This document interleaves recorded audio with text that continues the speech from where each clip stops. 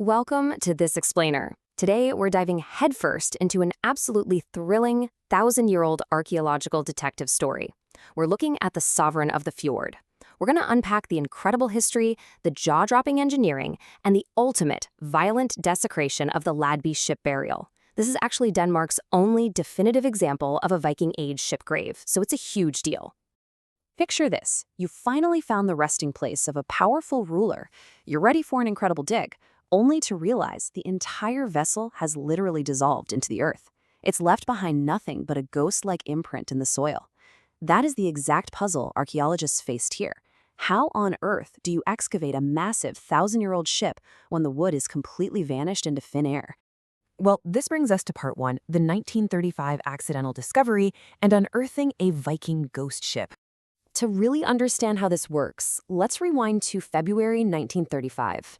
A local pharmacist basically stumbled upon a massive mystery beneath a totally unremarkable hill near the Kerteminde Fjord. Now, the excavation here was uniquely challenging. The highly acidic soil of Funen had completely acted like an eraser, decomposing the oak planks, the mast, the deck boards, the whole shebang. So archaeologists had to painstakingly map out the shadows left behind. And it's been quite the journey, from that initial discovery of iron rivets in the 30s, all the way to the sophisticated climate-controlled conservation we rely on today. Now, I love this part because there was a fierce clash of perspectives right out of the gate. You had the professional conservator, Gustav Rosenberg, who was, highly skeptical of the amateur pharmacist Mikkelsen. Mikkelsen was claiming that these strange iron fragments found at the bow belonged to the ship's decorative stem. Well, spoiler alert, the amateur hit the nail on the head. They eventually unearthed 60 centimeters of iron spirals, all in a perfect line, proving beyond a doubt that these were the iron curls of a wooden dragon's mane that had otherwise completely rotted away. Moving right along to part two, engineering the Ladby warship, a sovereign's display of naval power. To truly grasp the authority of the person buried here, we just have to look at the engineering of the ship itself, because this was way more than just a coffin. Think about the number 2,000. 2,000 iron rivets and clench nails were left holding this ship's delicate imprint in the earth. And by mapping those thousands of points, experts revealed a 21.5-meter lap strikes long ship built for absolute speed. It had a reinforced plank at the waterline to take heavy wave impact, and enough room to comfortably fit 32 rowers. And get this wasn't just some ceremonial barge slapped together for a funeral. They buried a total marvel of engineering.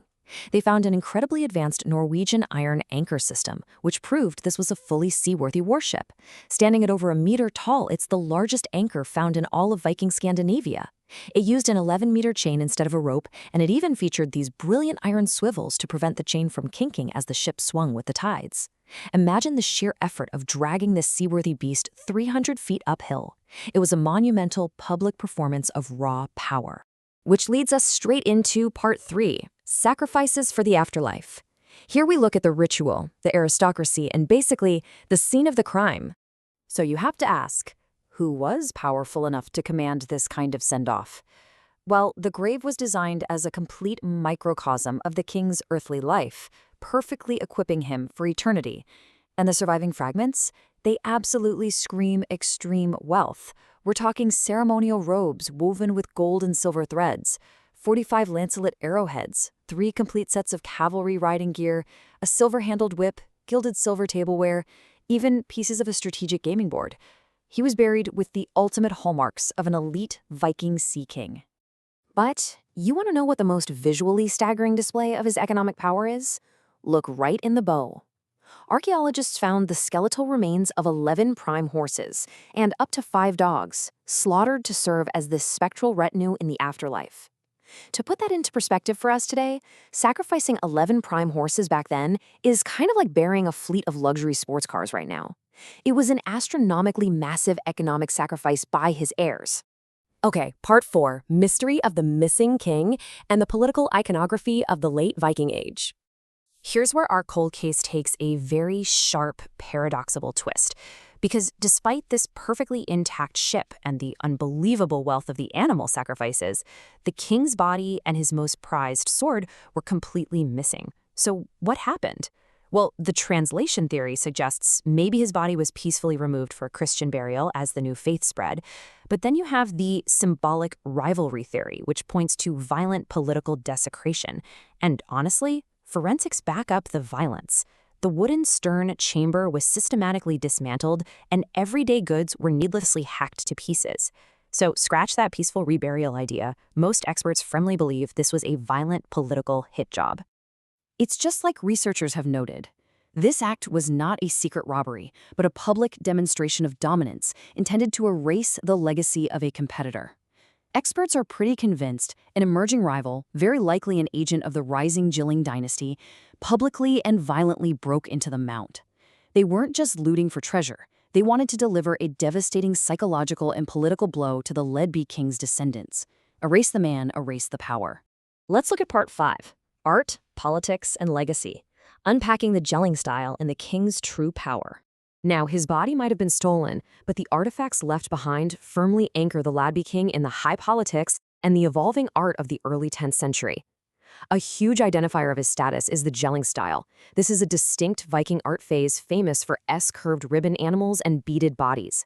We actually found a diagnostic gilded bronze dog harness link right in the grave.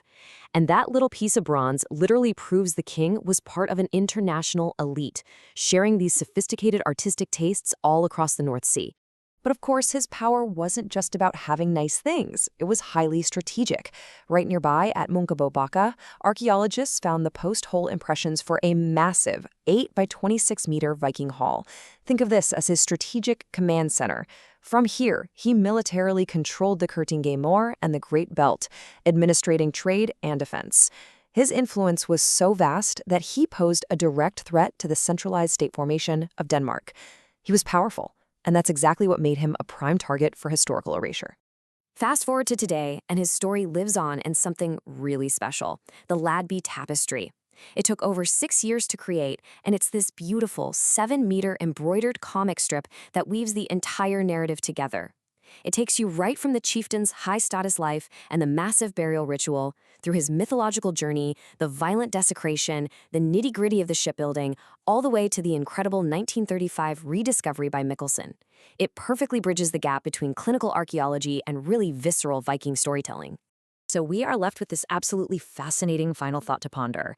If a rival ruler violently destroys your tomb just to erase your name, but 1,000 years later we reconstruct your ship, trace your ghost in the soil, and tell your story to the world, well, who truly won the war for legacy? When political rivals try to erase history, does the earth just hold on to the imprint until we're finally ready to uncover the truth? Thanks for exploring the incredible mystery of the Ladby ship with me today. Keep questioning the history beneath your feet.